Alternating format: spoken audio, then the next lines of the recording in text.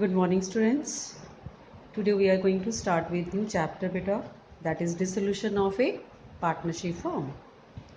So before starting this chapter, we must know about the meaning of dissolution of firm. Already we have done dissolution of partnership, right? In that we have discussed that dissolution means that firm will be continued but the partnership agreement will be no more. Old partnership agreement will be ended and the firm will continue. That is dissolution of partnership. But now we are talking about dissolution of partnership firm. So in that case, what is the meaning of dissolution of firm means? It means the discontinuance of economic relation between the partners and the business is closed down. That means whatever partnership we are going to carry on, that partnership is going to be closed down now, right? There will be no more continuity, there will be no more economic relations among any of the partners, right beta? So that means it is complete ending up of the partnership firm. This is called as dissolution of firm, right beta? So there may be a question in the exam कि what are the various modes of dissolution of firm, कि कौन कौन से तरीके से हम firm की dissolution कर सकते हैं बच्चे. There are some way, some method, some modes. First it is dissolution by agreement. Agreement means when all the partners mutually agree to dissolve the firm. जब सारे पार्टनर्स एग्री कर जाएं कि there should be no continuity, there should be ending up of the firm, then the firm can be dissolve by an agreement. तो agreement से ही partnership firm बेटे start होती है, एग्रीमेंट से ही पार्टनरशिप फर्म एंड अप भी हो सकती है. So this is called as dissolution by agreement. That means all the partners they mutually agree to dissolve the partnership firm. Then it is called as dissolution by agreement. Clear बच्चे? Next is dissolution by notice. Through notice भी हम अपनी partnership firm को dissolve कर सकते हैं. कैसे बेटा? When partnership is at will, हम पार्टनरशिप को एट विल स्टार्ट कर सकते हैं अपनी इच्छा से. The firm can be dissolve by any partner giving notice in writing to all other partners that he don't want to continue the firm. That means he want to dissolve the firm. उसकी intention है बंद करने की. तो उस तरीके से भी with the help of notice given by any of the partner to all the partners that he wants to close the partnership firm. That is called as dissolution by notice. तो ये रिटर्न में होता है. One partner can give a written notice to all other partners to give his intention about the closure of the partnership firm. The next we have बच्चे compulsory dissolution. Compulsory dissolution कब होएगी? With completion of particular venture. We know that we have studied this कि partnership firm can be started for a particular venture, for a particular project, for a particular event. So with completion of that venture, that project, that event, the firm definitely compulsory it will be closed down. It will be end up. Clear बच्चे? This is called as compulsory dissolution. Next we have dissolution by a court. Court भी intervene कर सकती है, right? कैसे कर सकती है बच्चे? कोर्ट क्या कर सकती है? कोर्ट में give an order to dissolve the firm in case of, जब कोर्ट को लगे when a particular partner become of outside unsound mind. We know that to join the partnership firm the partners must be capable enough.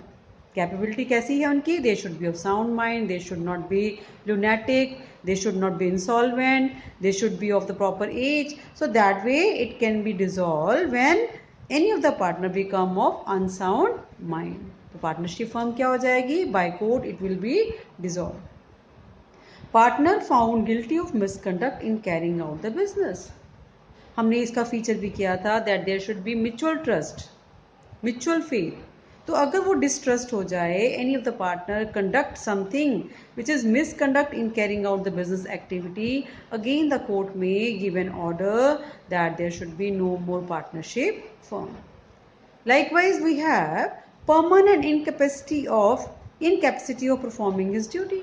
कोई partner ऐसा हो जाए, ill health हो जाए, वो कैपेबल ना रहे, उसका कोई एक्सीडेंट हो जाए, उसके पार्ट ऑफ बॉडी कैपेबल ना हो, that he can not do his duties well in the partnership firm. In that case the court may give the order to close down the partnership firm.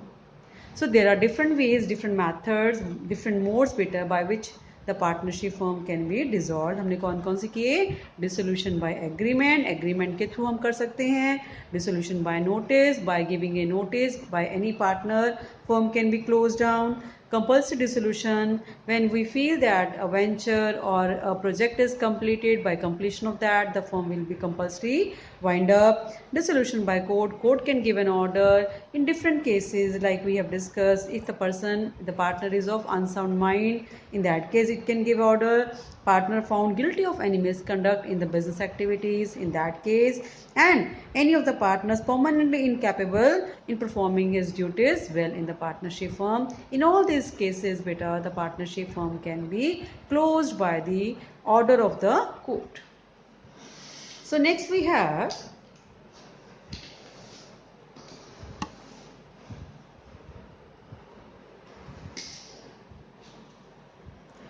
So dissolution process बेटा we will discuss. हम आपको brief में बताने की कोशिश करेंगे. पूरे chapter की समरी है ये, जिससे अंडरस्टैंड करके आई डोंट फील कि there will be any difficulty in solving the questions. So dissolution process, इस पूरे डिसोल्यूशन का एक प्रोसेस है बच्चे, जिसमें हमें बहुत सारे स्टेप्स को फॉलो करना पड़ता है. ठीक है, तो हम एक एक करके सारे स्टेप्स को फॉलो करेंगे.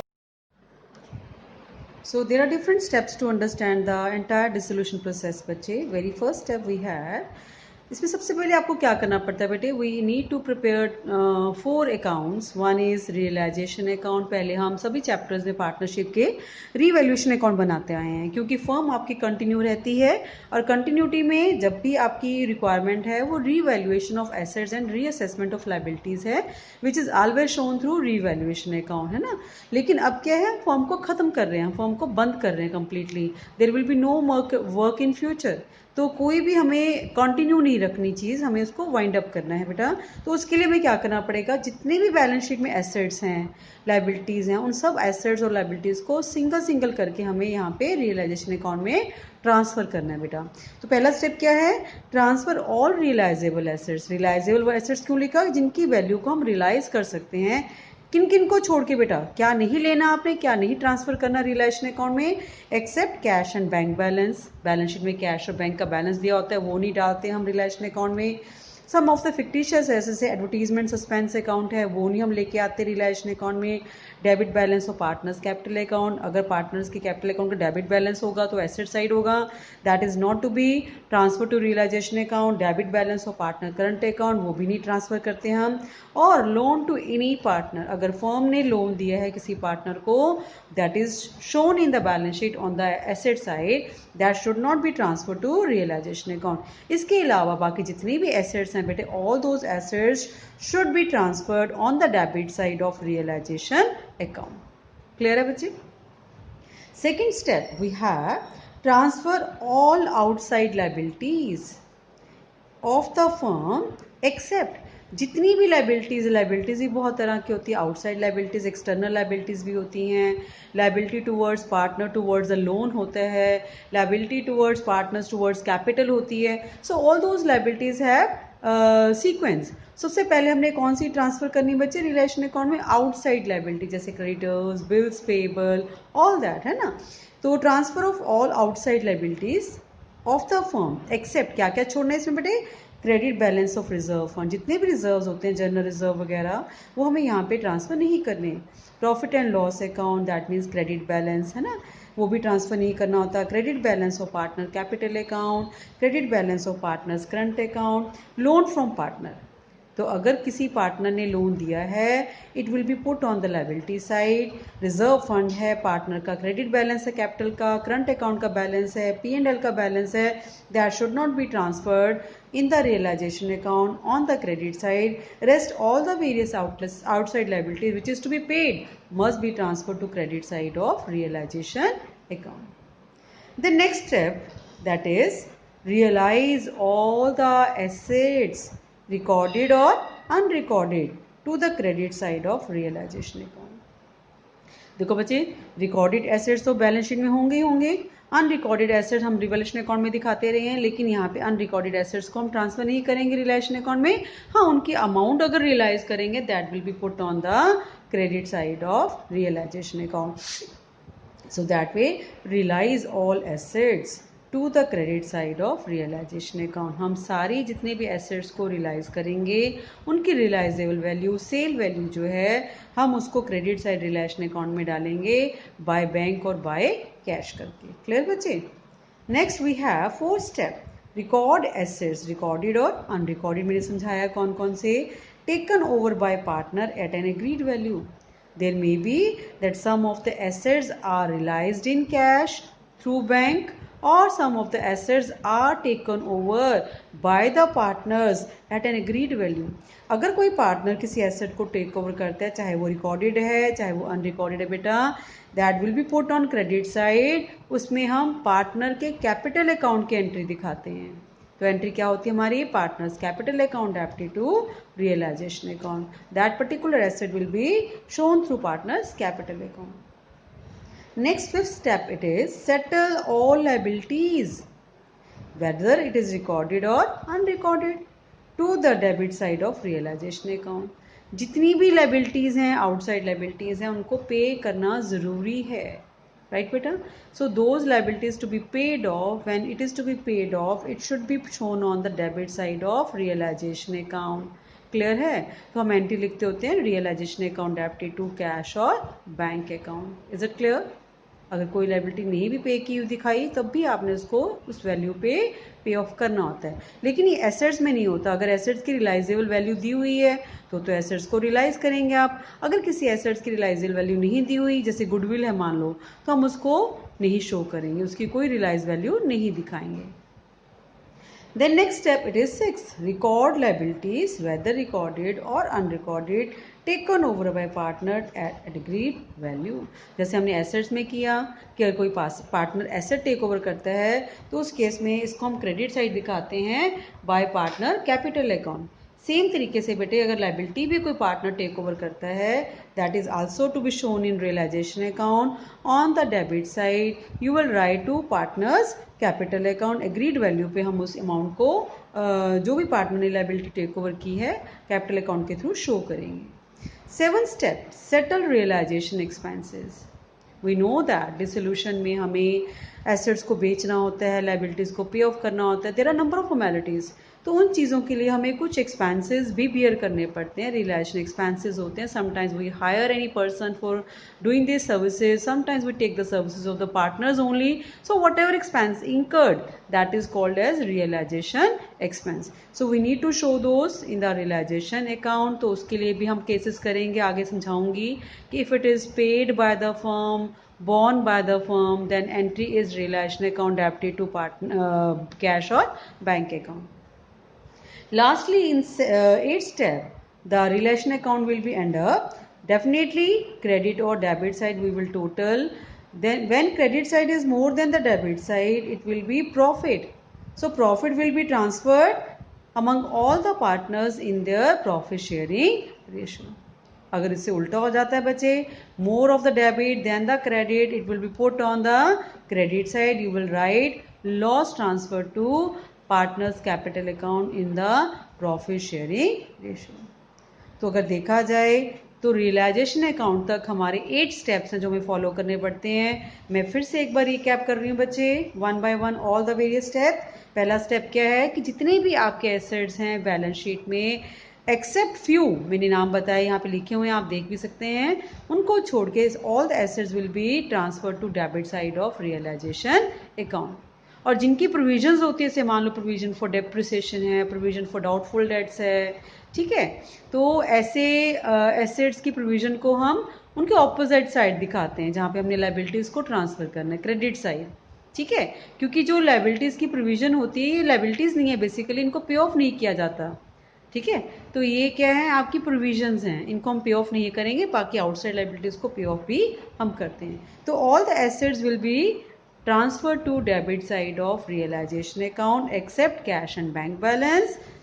आपका fictitious asset नहीं ट्रांसफर होंगे. Balance of partners capital account, which balance, debit balance, likewise debit balance of current account and loan to any partner. Clear है बच्चे? Transfer outside liabilities of the firm. जितनी भी आपकी outside liabilities हैं, सबसे पहले हम आउटसाइड लाइबिलिटीज़ को पे करते हैं, उसके बाद हम पार्टनर के लोन को पे करते हैं, उसके बाद हम पार्टनर्स की कैपिटल को पे करते हैं, राइट बेटा। तो सबसे पहले हम आउटसाइड लाइबिलिटीज़ को कैपिटल रियलाइजेशन अकाउंट में क्रेडिट साइड ट्रांसफ़र करेंगे, राइट बेटे, एक्सेप्ट वो मैंने बताया था कि किस किस को छोड़ के। Then third step we have all the assets will be realised. अगर हमने एसेट्स को ट्रांसफ़र किया, लाइबिलिटीज़ को ट्रांसफ़र किया, एसेट्स को रियलाइज करके ऑपोजिट साइड दिखाएंगे, लाइबिलिटीज़ को पे करके ऑपोजिट साइड दिखाएंगे। अगर हमने एसेट्स को डेबिट में ट्रांसफ़र किया बेटे तो एसेट्स को रियलाइज हमने क्रेडिट में करना है, लाइबिलिटीज़ को क्रेडिट में ट्रांसफ़र किया है तो लाइबिलिटीज़ को पे ऑफ करते वक्त हमें उसको डेबिट करना है, क्लियर। तो third step is realise all the assets in cash और थ्रू बैंक। तो कहाँ दिखाना हमने, credit side of realisation account, by cash by bank करके। फोर्थ स्टेप में हमने जितने भी एसेट्स पार्टनर्स ने टेक ओवर किए हैं at an agreed value that will be put on the credit side. तब आप कैश और बैंक नहीं लिखेंगे, क्या लिखेंगे, बाय पार्टनर कैपिटल अकाउंट, उस पार्टनर का नाम आएगा वहां पर। फिफ्थ स्टेप में बेटा all the liabilities will be settled to the debit side of realisation account. जितनी भी आउटसाइड लाइबिलिटीज हैं इनको हमें पे ऑफ करना ही करना है। मैंने आपको बताया प्रोविजन फॉर एसेट्स है ना, इन्वेस्टमेंट फ्लक्चुएशन फंड, ये भी हम क्रेडिट साइड ट्रांसफर करते हैं, लेकिन इनको हम पे ऑफ नहीं करते क्योंकि ये लाइबिलिटीज नहीं है, these are only provisions, okay. So all the liabilities will be paid off and it will be put on the debit side of realisation account. क्या लिखेंगे, टू कैश और to bank. Likewise, if some of the liabilities are taken over by the partner at agreed value, we need to write it on the debit side to partner capital account. जो भी liability take over की है उस liability का हम नाम लिखेंगे. Then next we have settle realization expenses. Some of the expenses we need to incur at the time of dissolution activities. So those expenses are called as realization expenses that will be shown on the debit side of realization account to cash or bank to partners capital account. वो हम आगे discuss करेंगे बच्चे. End up of the realization account, that is balancing of two sides. If the balance is on the debit side, it will be profit transferred to partners capital account in the profit sharing ratio. If the balance is on the credit side, it will be loss transferred to partners capital account in the profit sharing ratio. ठीक है बेटा, तो ये dissolution process है जो हमने discuss किया, जिसमें सिर्फ रियलाइजेशन अकाउंट की बात हुई अभी कि कितने स्टेप्स में हम रियलाइजेशन अकाउंट को शो करते हैं, इन 8 स्टेप्स. आगे हम आपको और डिस्कस करेंगे. There are few more things which is to be discuss. 9th step बेटा आएगा settle accumulated profit, reserves and losses. We know in the balance sheet there are some of the accumulated profit existed, accumulated losses are there, reserves are present. So all those settlement of reserves profits will be through partners capital account. वो हम जैसे पहले करते हैं वैसे ही करेंगे बच्चे. Settle partners loan account through cash और बैंक. अगर पार्टनर ने लोन दिया है फर्म को तो फर्म की लायबिलिटी है, ठीक है बेटा. So that should be separately paid. उसके लिए हमें पार्टनर का लोन अकाउंट बनाना पड़ेगा. जितनी बैलेंस होगा उसको हम क्रेडिट में दिखाएंगे बाय बैलेंस ब्रॉट डाउन करके, तो उसको कैश और बैंक के थ्रू पेमेंट किया जाएगा टू कैश और टू बैंक. तो कई बार क्या होता है कि हम लोन की अमाउंट मान लो 3000 है, पेमेंट हम 2500 कर रहे हैं, तो 500 is a profit in the repayment of loan amount to the partner. तो वो प्रॉफिट हम रियलाइजेशन अकाउंट में ट्रांसफर कर देते हैं बच्चे. क्लियर है बच्चे. और लॉस भी हो सकता है, प्रॉफिट भी हो सकता है. लॉस हो या प्रॉफिट हो, दोनों ही थ्रू रियलाइजेशन अकाउंट हमें शो करने हैं. लास्ट है बेटे 11th step, settle partners capital account by making payment through cash और बैंक. जैसे हमने पहले भी किया बाकी टॉपिक्स में, बाकी चैप्टर्स में, पार्टनर का कैपिटल अकाउंट इसमें भी बनाना है हमें. लेकिन उन चैप्टर्स में हमने बैलेंस कैरी डाउन निकाला क्योंकि फर्म कंटिन्यू थी बच्चे. But now the firm is going to close down, end up. In that case, we need not to balance carry down. Either the amount will be brought in by the partner. अगर कहीं पे shortcomings हैं, पैसा चाहिए तो partners लेके आएंगे, और अगर आपकी अमाउंट जो है पे करनी है तो हम फिर उसको टू कैश और बैंक के थ्रू पार्टनर्स को पे ऑफ करेंगे. So these are the various 11 steps of the total dissolution process, जिसमें 8 स्टेप्स हमारे आते हैं। रिलेशन अकाउंट, क्योंकि सबसे मेन अकाउंट वही है, तो उसके बाद accumulated profit, reserves and losses का है। It will be put in the capital account of partners. और पार्टनर का लोन अकाउंट अगर एग्जिस्ट करता है तो वो भी हमने पार्टनर के लोन अकाउंट को सेपरेटली पे करना है। प्रॉफिट और लॉस अगर होता है लोन के ऊपर, वो रिलेशन अकाउंट के थ्रू शो किया जाता है। And finally we need to make partners capital account which is to be paid in the cash और bank. So now we will just see कि realization of assets beta, how it can be done. It can be done in 3 ways, right? It can be through cash or bank. That means assets can be realized in cash or it can be through bank. So when asset is realized in cash, we need to put it on the realization account on the credit side beta. We need to put the entry bank account debted, cash account debted to realization account. At the realized value, that is the sale value, we will record the entry. Then asset can be taken over by partner. जरूरी नहीं कि cash में relies हो, partner भी इसको take over कर सकता है. When any partner take over any of the asset of the partnership firm, in that case we need to put the entry partners capital और current account as the case may be to realisation account. So whatever agreed value he has taken over the asset, that will be put on the credit side of realisation account. Then third way, settled against any liability in full settlement. कई बार क्या होता है बच्चे कि partner जो है इधर से एसेट टेक ओवर करता है, उधर से एक लाइबिलिटी को टेक ओवर कर लेता है. तो दैट मीन्स एसेट और लाइबिलिटी आपस में वो एडजस्ट हो जाते हैं. So in that case there is no entry required in the books, क्योंकि उधर से आपका एसेट आपका खत्म हो गया, क्लोज हो गया, उधर से लाइबिलिटी आपकी पे ऑफ होगी because it is taken over by the partner in regard to the asset. There is no entry required. Likewise, same way we have settlement of various liabilities, outside liabilities. It may be through cash or bank. When liability is to be paid in cash or through bank, realization account debited to cash or bank account. Actual amount which is paid, that will be put on the debit side of realization account. Then taken over by partner. अगर कोई partner take over करता है किसी liability को, pay off वो करेगा. In that case realisation account debited to partners capital account. Agreed value पे हम उसको डेबिट करेंगे realisation account. Then settled against any asset in full settlement. अभी जस्ट हमने किया कि कभी एसेट को टेक ओवर करे, उधर से लाइबिलिटी टेक ओवर करे. फुल सेटलमेंट में there will be no entry. Exactly here also there will be no entry required when any of the liability taken over along with any asset in full settlement. No entry is required in the books. So these are the various things which is to be recorded in the relation account. Assets realized, liabilities paid off, how to settle them we have discussed. Different 3 ways in the assets, different 3 ways in the liabilities.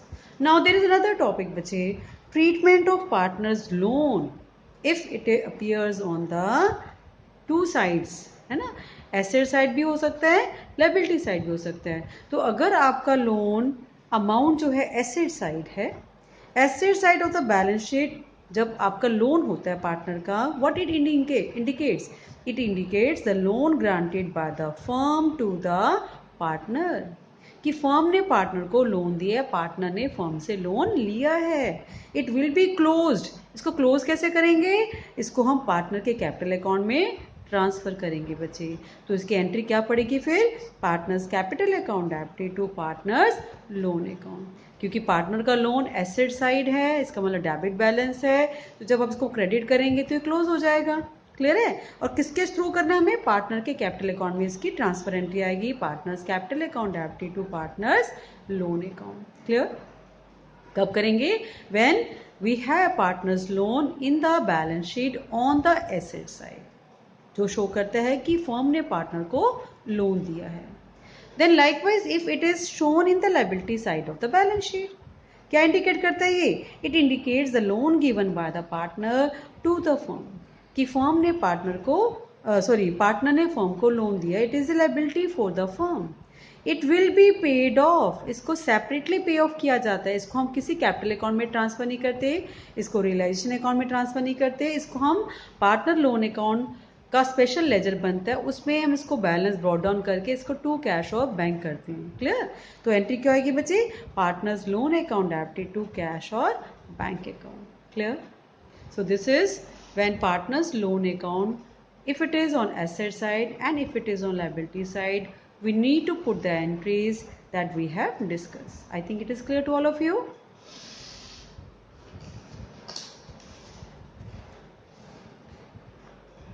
Now next topic is very important, bache. We may get the entry based questions on this topic.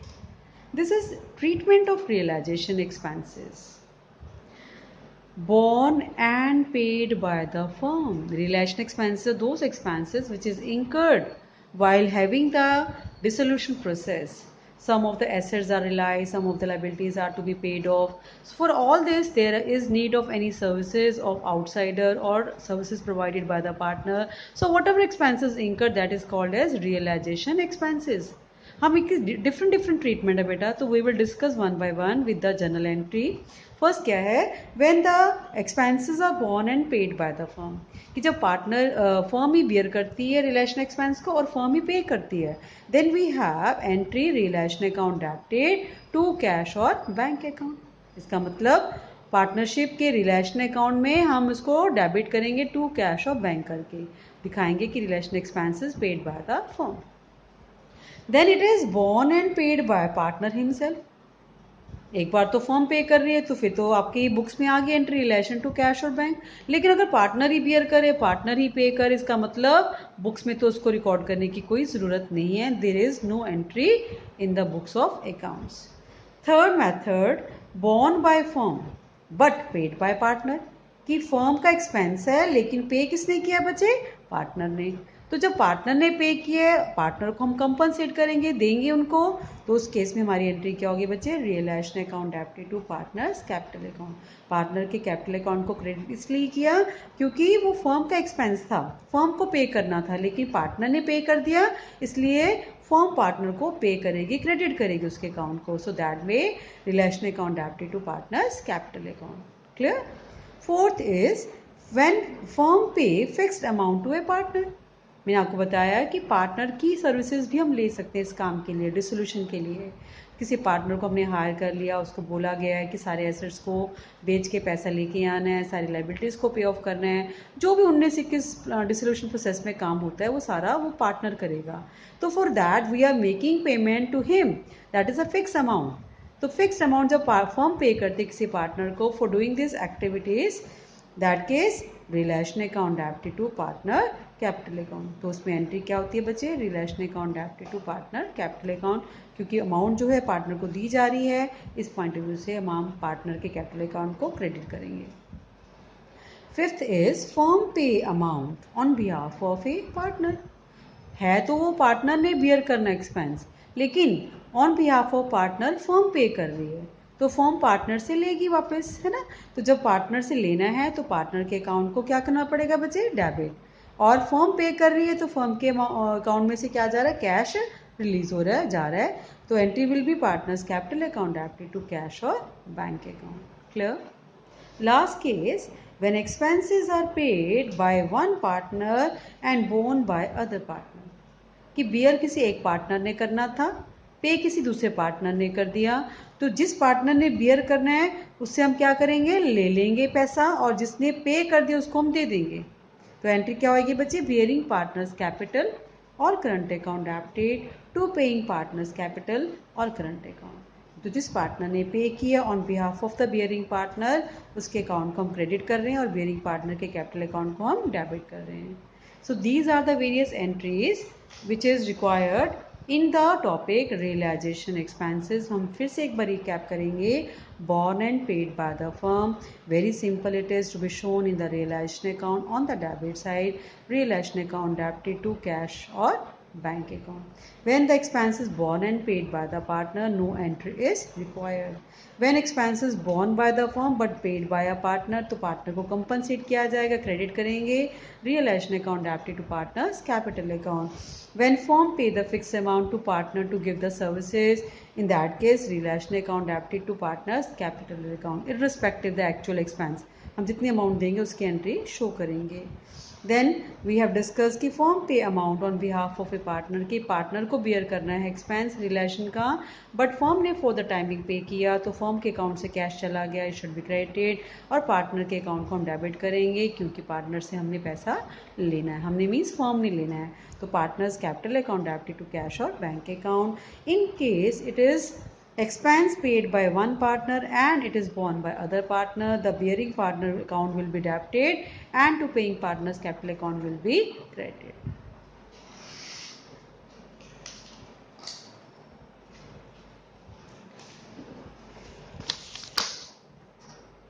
Now finally beta we have the concluded topic mainly which is required. हमने पहले उसमें भी किया कि relation account के 8 steps हैं, तो ये रिलेशन अकाउंट कैसे बनाना है that we will discuss with different steps. Debit and credit we have two sides, particulars amount. On the debit side हमने फर्स्ट स्टेप क्या किया था बच्चे कि ऑल द वेरियस एसेट्स जिनको हम रिलाइज कर सकते हैं that will be put on the debit side. Realisable assets किन किन को नहीं लेना, आपने ट्रांसफर नहीं करना, कैश और बैंक बैलेंस ट्रांसफर नहीं करना, फिक्टिशियस एसेट जैसे एडवर्टीजमेंट एक्सपेंस वगैरह उसको नहीं ट्रांसफर करना, अगर पार्टनर्स का कैपिटल अकाउंट का या करंट अकाउंट का डेबिट बैलेंस है वो भी कैपिटल अकाउंट में जाएंगे, यहाँ ट्रांसफर नहीं होंगे. लोन टू एनी पार्टनर तो ये कैपिटल अकाउंट में आपका ट्रांसफर हो जाता है. तो बाकी सारे एसेट्स को हमने यहाँ पे वन बाय वन ट्रांसफर करना है. क्लियर बच्चे, this is the first step.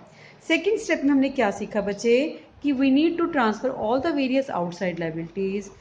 किन किन को छोड़ के, अगर हमारा क्रेडिट बैलेंस है रिजर्व फंड्स वगैरह का, credit balance of P&L account है, एक्यूमुलेटेड प्रॉफिट एंड रिजर्व्स, तो उनको हमें यहाँ पे ट्रांसफर नहीं करना क्योंकि ये डायरेक्ट कैपिटल अकाउंट में ट्रांसफर किए जाते हैं क्रेडिट साइड में, अगर प्रॉफिट है, और अगर लॉस है तो डेबिट में. Credit balance of partners capital account, अगर पार्टनर के अकाउंट का क्रेडिट बैलेंस है, करंट अकाउंट का क्रेडिट बैलेंस है, वो भी हम ट्रांसफर नहीं करते, वो कैपिटल अकाउंट में जाता है बच्चे. लोन फ्रॉम पार्टनर, अगर फर्म ने पार्टनर से लोन लिया है तो भी वो यहाँ पे ट्रांसफर नहीं करते, वो भी हम पार्टनर का loan account separately pay of करते हैं. राइट बेटा, क्लियर. अगर किसी पार्टनर के स्पाउस का लोन है वो हम एज ए लाइबिलिटी यहाँ पे ट्रांसफर करेंगे. क्लियर है बच्चे. इवन द गुडविल, क्योंकि गुडविल भी एक नॉर्मल एसेट की तरह हमें यहाँ पे ट्रीट करना है, गुडविल की वैल्यू को भी अगर वो एसेट साइड दी हुई है ट्रांसफर करेंगे. अगर उसकी रियलाइज वैल्यू है तो करेंगे इस साइड, अदरवाइज नहीं करेंगे. क्लियर बच्चे. Along with this sometimes we have along with asset some of the provisions, जैसे कि provision for depreciation.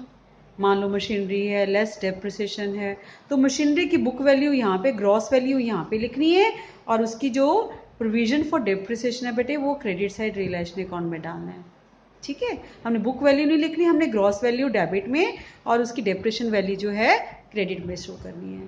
Provision for bad debts है ना, provision for discount on debtors है, इन्वेस्टमेंट फ्लक्चुएशन फंड है. तो ये सारी, जैसे मशीनरी रिप्लेसमेंट रिजर्व है, अगर हम कई बार मशीनरी को रिप्लेस करने के लिए रिजर्व बना लेते हैं कि अगर कोई मशीनरी किसी टाइम रिप्लेस करनी पड़ेगी, हैवी एक्सपेंडिचर है, तो वी नीड रिजर्व, तो that reserve is also transfer to credit side of realisation account. ये सारी आपकी लायबिलिटीज नहीं है बेटे, ये प्रोविजंस हैं, इसलिए इनको पे ऑफ नहीं करना है. लायबिलिटीज को तो पे ऑफ करेंगे हम इधर, लेकिन ये जो है आपकी, इनको पे ऑफ नहीं किया जाता because these are not the liabilities but these are the provisions against assets.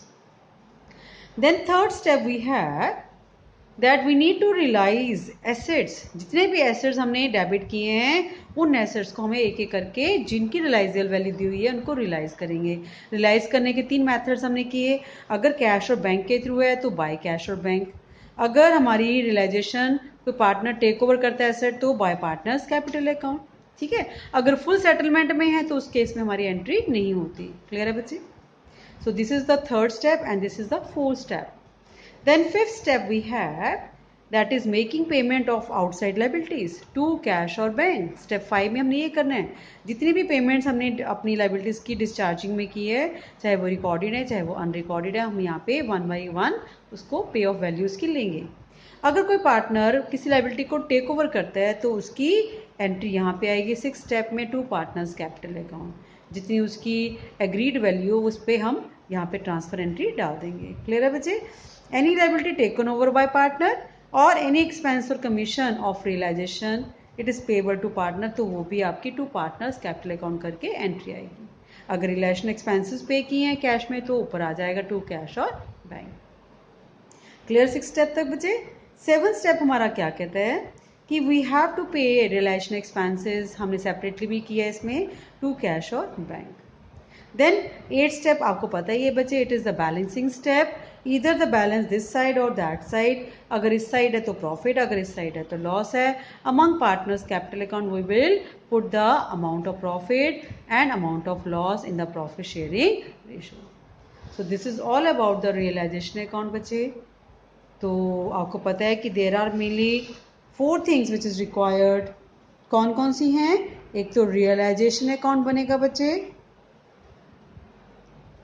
Which is required realisation account. Second हमारा अगर पार्टनर का लोन है बुक्स में बेटा, then it will be prepared, otherwise not required. Partners का capital account ये भी बनेगा क्योंकि पार्टनर्स को पे ऑफ करना है। एंड फाइनली कैश और बैंक अकाउंट, है ना।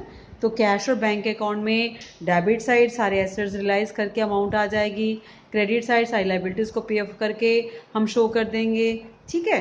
रिलेशन एक्सपेंसेस की एंट्री आ जाएगी, जो जो हमारी कैश इनफ्लो आउटफ्लो हुई है in dissolution work, all that will be shown. There will be nil balance, zero balance आएगा बच्चे कैश और बैंक अकाउंट का। That will show that whatever is realise that is already use to make the various payments. So it should be zero balance, कोई balance carry down नहीं आएगा। So this is the whole chapter, dissolution of partnership firm we have discussed. Clear? तो आज हमने ये बेटे theoretically सारा summary ली है इसकी चैप्टर की। आप इसको एक बार रिवाइज करेंगे, जितना भी बताया गया एक तरह सा माइंड मैप मैंने आपसे सारा डिस्कस कर लिया चैप्टर का। अब हम इसके कुछ क्वेश्चन जो हैं डिस्कस करेंगे, so that we will discuss in the next lecture. Please practice and revise the